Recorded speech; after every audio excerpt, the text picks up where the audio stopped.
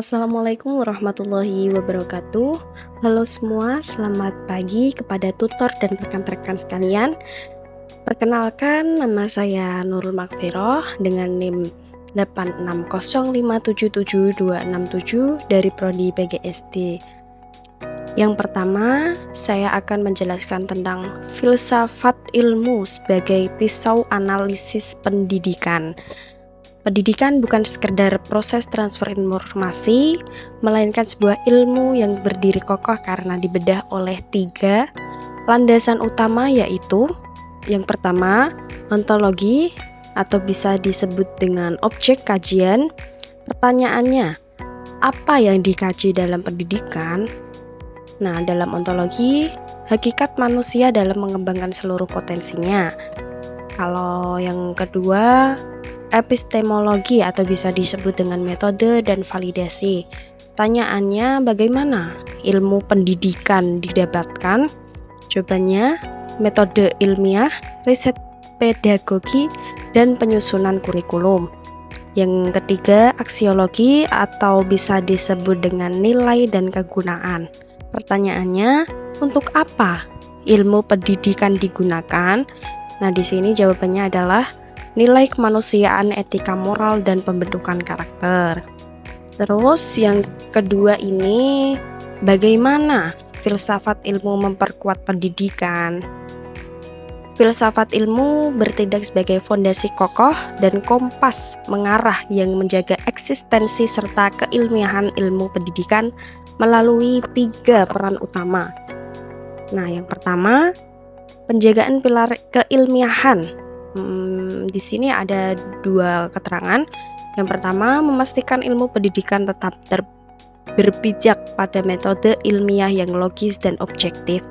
Yang kedua, melindungi dunia pendidikan agar tidak mudah terjebak oleh mitos, dogma, atau tren praktis sesaat yang tidak teruji. Yang kedua, penegasan eksistensi dan arah teoretis. Nah, di sini ada 2 penjelasannya. Yang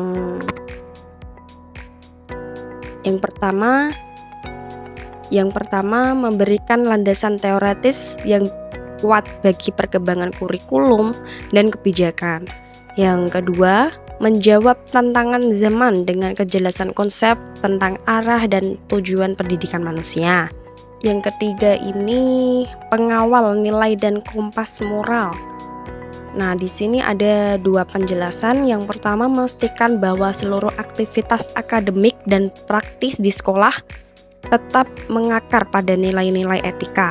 Yang kedua, menjaga agar pendidikan tidak bergeser menjadi sekedar industri mekanis pencetak tenaga kerja, melainkan tetap memanusiakan manusia. Nah, di sini ada pertanyaan, bagaimana pendidikan memperkuat filsafat ilmu? Di sini ada 3 jawaban. Yang pertama, pendidikan sebagai laboratorium hidup. Yang kedua, melahirkan manusia yang kritis dan reflektif. Yang ketiga, mencegah bahaya menara gading. Selanjutnya di sini ada studi kasus implementasi kurikulum merdeka. Yang pertama, tinjauan ontologis atau bisa disebut hakikat pembelajaran. Nah, di sini ada konsep dan praktiknya dijelaskan. Yang konsepnya dari pertama itu memandang siswa sebagai individu merdeka yang unik dan memiliki potensi bawaan yang berbeda-beda. Praktiknya diadakannya asesmen diadakannya asesmen diagnostik di awal pembelajaran untuk memetakan bakat, minat, dan gaya belajar masing-masing anak, bukan menyeragamkan mereka. Nah, di setiap anak ini pasti punya minat bakat yang berbeda dan semua punya kelebihan dan kekurangannya masing-masing. Yang kedua ini tinjauan epistemologi atau bisa disebut metode pembelajaran. Di sini juga ada konsep dan praktiknya. Yang konsepnya itu mengetahui tidak lagi ditransfer secara pasif, melainkan dibangun secara aktif. melalui pengalaman nyata, yang praktiknya penerapan metode Project Based Learning atau bisa disebut PJBL, di mana siswa belajar memecahkan masalah nyata di lingkungan sekitar mereka melalui proyek kelompok. Yang ketiga, tinjauan aksiologis atau bisa disebut orientasi nilai dan karakter. Di sini ada konsep dan praktiknya. Konsepnya, pendidikan tidak hanya berorientasi pada nilai angka akademik, melainkan pada pembentukan etika dan moral.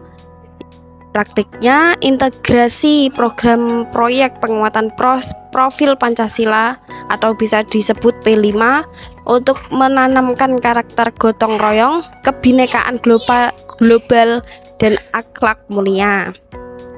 Kesimpulan dari semua itu yang saya jelaskan adalah filsafat ilmu memberi arah dan ketajaman analisis, sementara pendidikan menghidupkan nilai-nilai filsafat tersebut adalah realitas kehidupan. Oke, sekian, terima kasih. Pada kesempatan kali ini saya ucapkan terima kasih. Bila ada ucapan kata atau kata-kata yang kurang berkenan di hati pada tutor, saya mohon maaf. Bila ada salah, mohon arahan dan bimbingannya. Sekian, terima kasih. Assalamualaikum warahmatullahi wabarakatuh.